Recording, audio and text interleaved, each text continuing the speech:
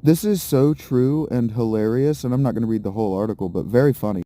The hypermasculinity of metal music in the 80s actually has a place, and it makes a lot of sense. Sexual selection and being sexually selected is a really big deal to teenage boys. It's actually a really big deal to human males until they hit about age 35. Socially, historically, by 35, you're either dead or have the material means necessary to own the women that will give that you will do the selecting of. Traditionally and historically, still the case today. Part of why I'm homeless.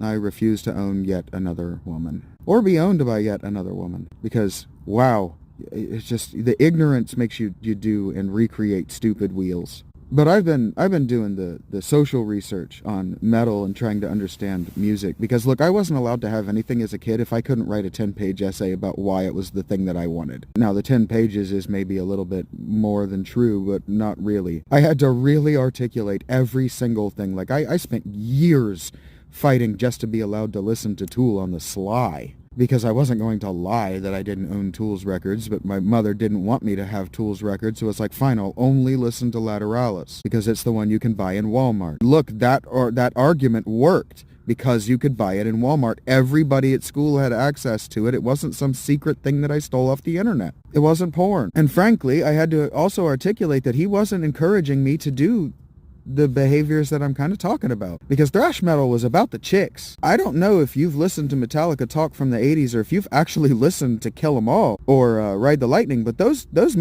songs, they don't make you move your head on your neck. They make you move your hips because they were trying to get the girls in California, which I don't know if you know this, but the women in San Francisco are famously scarce and world-renowned for their sexual liberality. Thrash metal was about getting California and New York girls to fuck.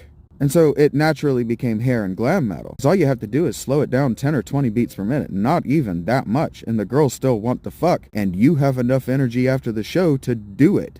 And so yeah, the heavier forms of metal, gay as fuck. Super gay. Like what went on in black metal and death metal, especially with the band Mayhem, hyper gay as fuck. Burzum is one of the gayest dudes in the world, and good for him. It's not a negative criticism. In fact, gay is a negative criticism comes out of the metal community because they're all so fucking gay. Hypermasculinity is about being like, no, I like chicks more than I like dicks. You don't have to say you don't like dick if you don't like dick. Nobody thought you did until you said you didn't. That's why gay dudes and lesbians used to have such the worst time hooking up. But yeah, metal's awesome.